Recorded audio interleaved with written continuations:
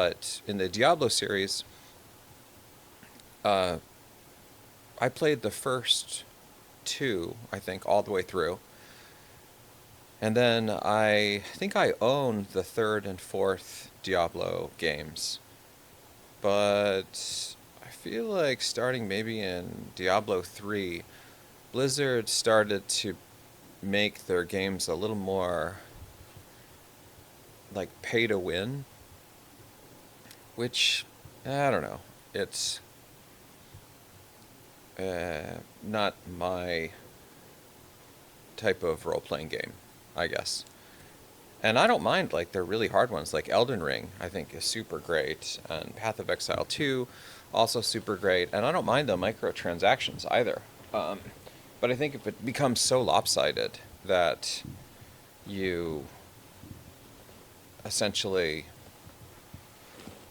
have to pay to win, and then the content itself is, I don't know, sort of like relies on this, I think that that can be not super great.